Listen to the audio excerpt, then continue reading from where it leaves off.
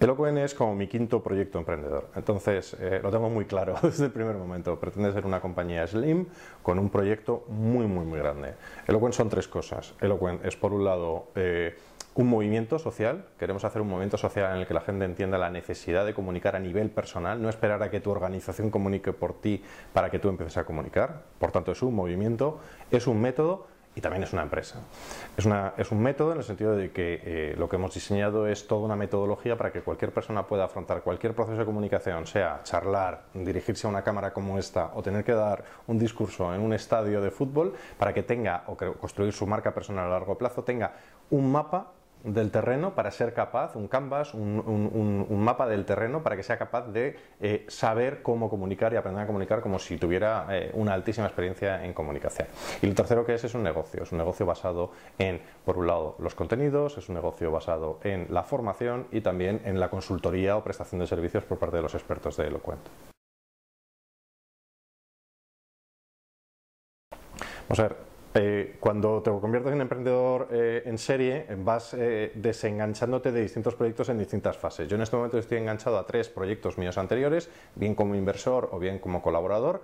Estoy dedicado en un alto porcentaje de mi tiempo al lanzamiento y consecución de los objetivos de Eloquent, pero además estoy ya también empezando la fase preparatoria de otros 2 proyectos emprendedores en los que estoy involucrado, bien como Smart Money, colaborando con emprendedores, o bien proyectos que son míos propios emprendedores. Entonces, ahora mismo lo puedes ver como una serie de estratos, de capas de tiempo. Entonces, en este momento siempre estoy dedicado a 2 o 3 de los proyectos, bien porque tengo que estar vigilando mis inversiones en empresas en las que todavía no he hecho un éxito económico, o bien estoy ya analizando nuevos proyectos, ya no tanto de inversión como de involucración. Es que son mis facetas de profe, emprendedor, empresario, padre, es que son todo uno. Yo no entiendo que haya una separación entre una y otra. Lo que estoy haciendo como emprendedor, estoy sacando continuamente ideas para cómo enseñarlas a otros. Cuando estoy con alumnos, estoy tratando de entender lo que ellos están aprendiendo para poder incluso aplicar a nuevos sistemas de emprendeduría. Yo pienso que el eje es la persona, y la persona tiene que tener todos esos aspectos, y de hecho un emprendedor que solamente se define como emprendedor y está 100% a su proyecto, no sale a contar su proyecto, no sale a educar sobre el sector de su proyecto, se está perdiendo probablemente el 80% de lo que le vendría muy bien para ese proyecto saliendo a darlo fuera.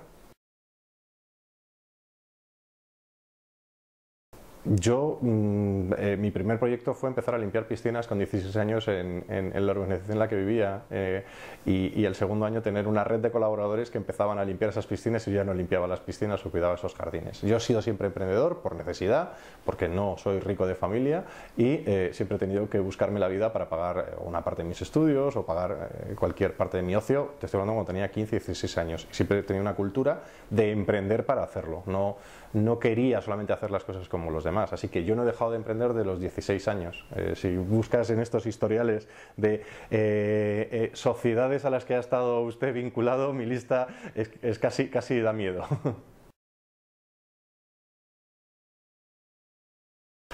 Yo creo que un emprendedor lo que tiene que es... yo creo que hay una cierta burbuja en concentrarse en soy emprendedor, ¿no? Y entonces empezar a ver qué hacen otros emprendedores y qué tengo que hacer para ser emprendedor. Yo creo que la emprendeduría básicamente es el enterprise, es un poco el término inglés lo refleja mejor que el término emprendedor en castellano, y es aquellos que buscan hacer cosas. O sea, estar buscando hacer cosas continuamente. Yo creo que desde que te levantas hasta que te acuestas estás buscando hacer cosas de una forma distinta, nueva a cómo se hace.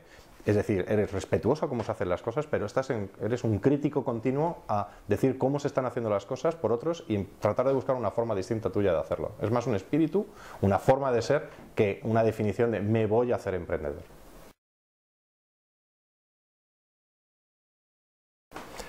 Vamos a ver, yo he tenido proyectos que han surgido en un alto porcentaje de autoinversión y reinversión de los beneficios en el crecimiento de ese proyecto, o intrainversión, es decir, conseguir crecer a base de nuevos proyectos, y también está involucrado en proyectos que involucraban a capital riesgo. Por ejemplo, he hecho management buyouts, he hecho management buy-in, he hecho bimbo, limbo y prácticamente todas y cada una. Lo único que me ha faltado es, en mi caso mío personal, hacer una salida a bolsa, pero sí he gestionado, por ejemplo, la comunicación de varias salidas al mercado de compañías. Y hay que entender una cosa: el dinero aunque tenga el término de capital y riesgo, generalmente es mucho más miseria y miedo que capital y riesgo.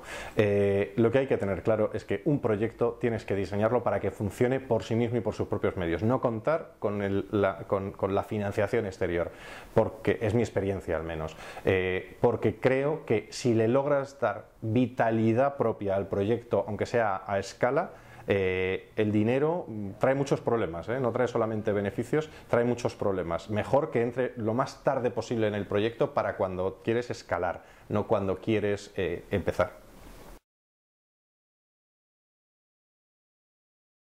Yo he fracasado 7 veces ya. Y estoy encantado en grandes fracasos, estoy hablando de fracasos casi de titulares. Y la verdad es que a mí la mejor experiencia que tengo es haber sido y seguir siendo jugador de rugby, en el que, oye, es un lance del juego, te bajas, te levantas, te quitas el polvo, te quitas las magulladuras y buscas dónde está el balón y vas corriendo hacia el balón sin ponerte a llorar. A mí para eso es la gran enseñanza. Pero el fracaso está todos los días. Lo que tienes es que ser un gestionador de fracasos, en realidad, más que la gente piensa que ser emprendedor es un gestionador de éxitos. Tú lo que eres es un 99% del tiempo un gestionador de mini fracasos. Hay que tener cuidado porque algunos de esos fracasos pequeños pueden convertirse en el gran fracaso.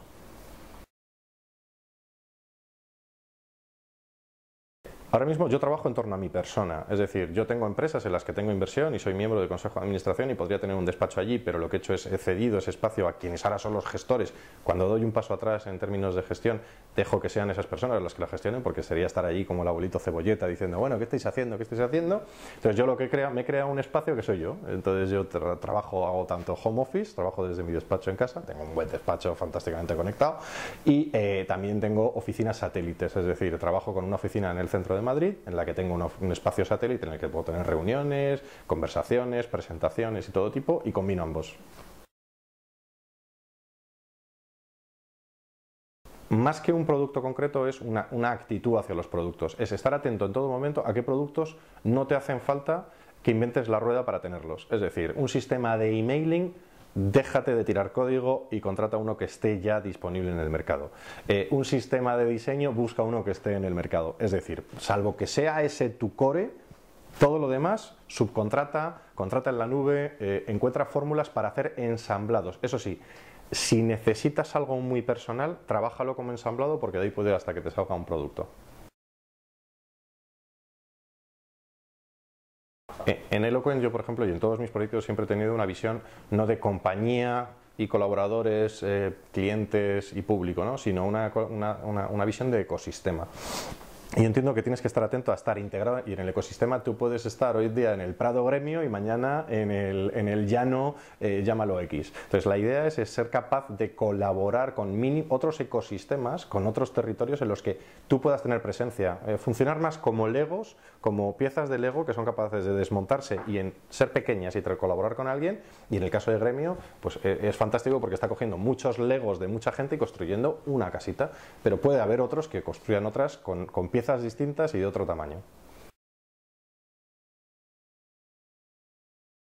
En mi caso, yo soy un switcher, me he pasado 100% a Mac y con un iMac, un portátil Mac, un MacBook y con un iPhone y ahora con un iPad tienes y con prácticamente las aplicaciones gratuitas que tiene Mac puedes gestionar el 100% de un negocio.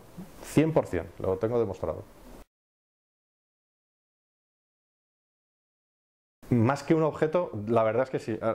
Cuando me has preguntado, cuando me lo has dicho que me ibas a hacer esta pregunta, he dicho, es que en realidad ya no es un objeto. Ya no puedo vivir sin el iCloud o equivalente o sin Dropbox. Es decir, con los aparatos ahora mismo para mí son neutros y lo que para mí es lo que no puedo vivir es sin mi información. Perfectamente sincronizada, eso sí, tiene que estar perfectamente sincronizada, es decir, que abro mi iPad, abro mi iPhone o entro en un ordenador ajeno porque tengo que hacer una consulta, tiene que estar todo sincronizado en todos sitios. ¿Dónde puñetas tengo el boli y el lápiz para apuntar lo que llevo pensando desde 2 horas antes?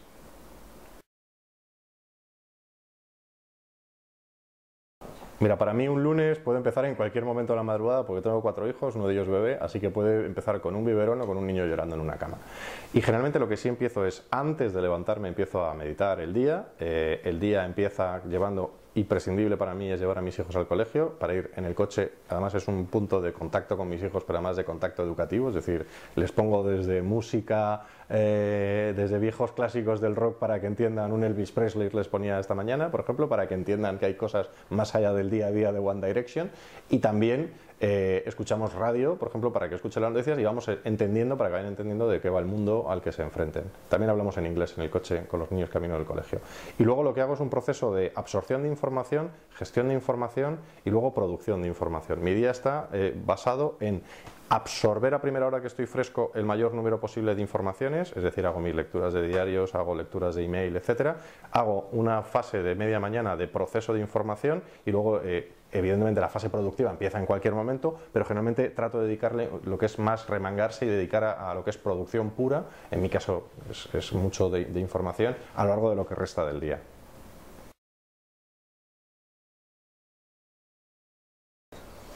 Más que un blog o medio, yo tengo un listado de medios y soportes y fuentes de información que leo todos los días, y son un pack de entre 6 y 7, es decir, leo un diario económico, un diario general, generalmente leo una revista atípica que te sorprenderías, es decir, un día me leo Vogue o otro día me leo una revista de deportes, pero me tengo que leer algo que me sorprenda. Luego algunas internacionales de tipo económico empresarial, tipo Bloomberg Business Week, Harvard Business Review, y luego estar atento, tengo mi flujo de información generado pues a través de Twitter o de lectores de RSS. Hay una figura que me encanta y es Pérez Reverte, Arturo Pérez Reverte, o sea, una persona que ha llegado, que está en lo alto, de hecho es uno de los candidatos a los premios Eloquent, y que sin embargo los domingos dedica un rato de la tarde a revolucionar Twitter. Es una de las personas que probablemente sí que digo, es domingo, que no se me olvide conectarme a Twitter para ver a Pérez Reverte, a ver la que nos monta hoy.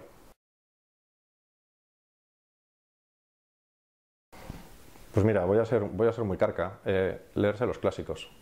O sea, yo creo que no se puede hacer nada en esta vida si no tienes una base, que mucha parte de la educación se ha perdido, que es haberte leído un poquito a los clásicos griegos, clásicos romanos y además a los clásicos españoles. Es decir, y me vas a decir, qué barbaridad. No, porque el soporte viene a posteriori.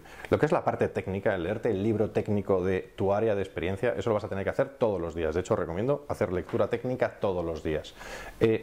Pero si no vienes ya de fábrica con la base cultural necesaria, vas a estar inventando la rueda. Es decir, si no te has leído la Odisea, no vas a ver los problemas de un emprendedor que se enfrenta de vuelta a su casa, los problemas de Ulises volviendo a su casa. Si no te has leído a Cicerón, no tienes que leerte ningún otro libro para entender bien de qué va esto de la comunicación o la oratoria. O si no te has leído los episodios nacionales, difícilmente vas a saber de qué va el mercado español, porque no sabes que nos llevamos pegando desde hace 300 años y con cierta calidad, ¿no?, en cómo nos pegamos los unos con los otros. Entonces, lo primero es, si no la tienes, dedicar un tiempo de tu vida a tener una cultura clásica, en el sentido clásico del término, y a ser posible en versión original. No te digo en latín, pero si estás leyendo a un autor americano o inglés, que lo leas en inglés.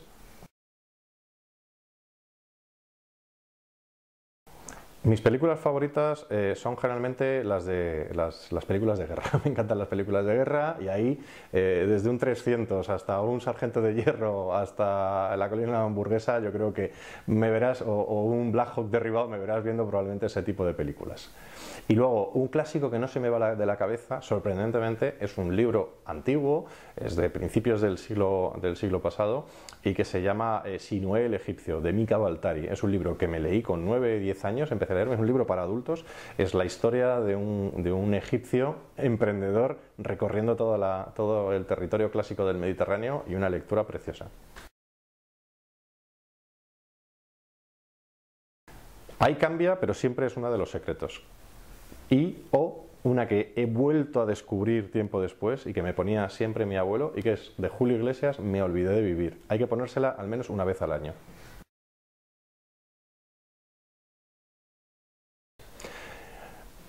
Como padre de familia numerosa, especial casi, mis aficiones en estos momentos están muy vinculadas a ser capaz de gestionar deportes ajenos, actividades ajenas, etcétera. Pero mis aficiones son fundamentalmente la lectura, el absorber información, es mi gran hobby, cacharrear, es decir, coger un técnico, soy muy geek, muy friki y trato de instalar un sistema operativo en el aparato que jamás hubieras pensado que tiene que tenerlo, y mi afición, y sobre todo, y trato de practicar un poquito, como mínimo paseo y sigo activo como veterano jugador de rugby.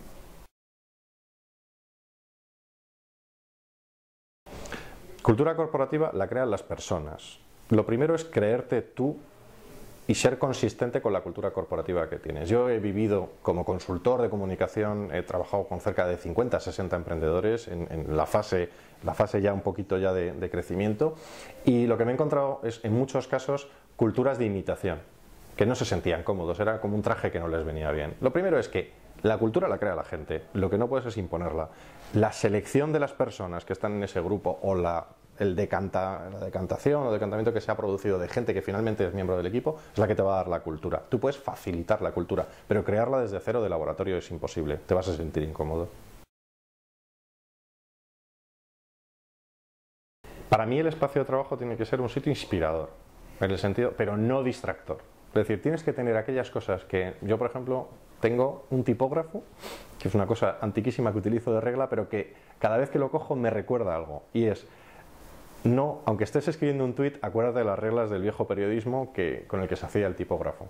Ese tipo de cosas que pueden ser inspiradoras, y yo trato de ponerme cosas que me recuerdan quién soy. Mi familia, elementos de mi historia, de mi formación, libros que son de cabecera, los tengo a mano para en un momento dado utilizarlos yo o enseñárselos a alguien que venga como ejemplo o como consejo. Que no piensen que son emprendedores. O sea, un emprendedor no es nada. En realidad, lo que ahora se llama emprendedor no es más que un ser humano capaz de construir cosas. Y eso es, por definición, el mejor ser humano que podemos tener. No trates de ser emprendedor, trata de ser mejor ser humano y con eso serás el mejor emprendedor, seguro. Cuando tienes un proyecto, la posibilidad de que te enamores de tu proyecto al extremo puede hacer que te olvides de las cosas que hay fuera. Yo lo que siempre he tratado es que todos mis proyectos sean buenos en sí mismos, pero además den algo a los demás. Mira, tengo el proyecto Eloquent, que podría haber sido una empresa de consultoría específicamente de Eloquent, y al final se convierte en un método que se regala, que se entrega, que hay la posibilidad de acceder al gratis, o unos premios que premian a los mejores comunicadores en España, que tratan de crear un movimiento que revoluciona la sociedad desde cero, diciéndoles: levántate y habla. Bueno, pues tu proyecto que no se quede solo en tu cuenta de resultados. Si eres capaz de cambiar el territorio donde vives, el país donde vives, si eres capaz de cambiar España o el mundo, oye, da un pasito más, porque a veces es solo un pasito más.